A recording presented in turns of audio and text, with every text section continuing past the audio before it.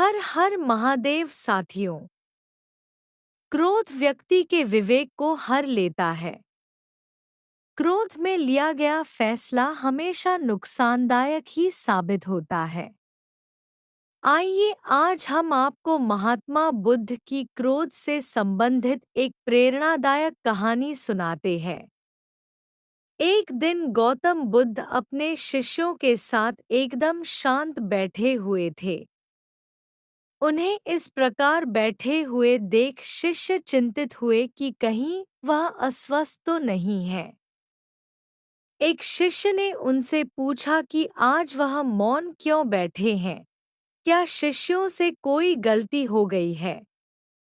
इसी बीच एक अन्य शिष्य ने पूछा कि क्या वह अस्वस्थ हैं? पर बुद्ध मौन रहे।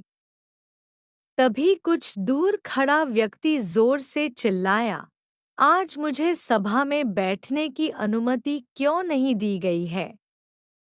बुद्ध आंखें बंद करके ध्यान मग्न हो गए। वह व्यक्ति फिर से चिल्लाया, मुझे प्रवेश की अनुमति क्यों नहीं मिली? इसी बीच एक उदार शिष्य ने उसका पक्ष लेते हुए कहा कि उसे सभा में आने की अनुमति प्रदान की जाए। बुद्ध ने आंखें खोली और बोले, नहीं, वह अछूत है, उसे आज्ञा नहीं दी जा सकती। यह सुनकर शिष्यों को बड़ा आश्चर्य हुआ। बुद्ध उनके मन का भाव समझ गए और बोले, हाँ, वह अछूत है।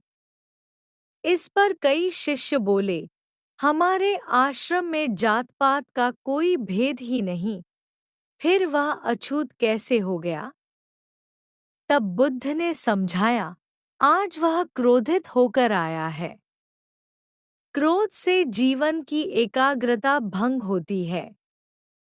क्रोधी व्यक्ति प्राय मानसिक हिंसा कर बैठता है, इसलिए जब तक वह क्रोध में रहता है तब तक अछूत होता है। इसलिए उसे कुछ समय एकांत में खड़े रहना चाहिए। क्रोधित शिष्य भी बुद्ध की बातें सुन रहा था। पश्चाताप की अग्नि में तप कर वह समझ चुका था कि अहिंसा ही मनुष्य का महान कर्तव्य व परम धर्म है। वह बुद्ध के चरणों में गिर पड़ा और कभी क्रोध न करने का प्रण लिया।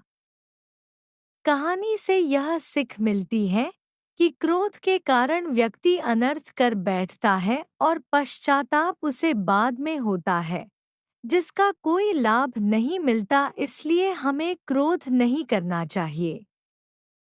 असल मायने में क्रोधित व्यक्ति अछूत हो जाता है और उसे अकेला छोड़ देना चाहिए। क्रोध करने से तन, मन और धन तीनों की हानि होती है। क्रोध से ज्यादा हानिकारक कोई और वस्तु नहीं है।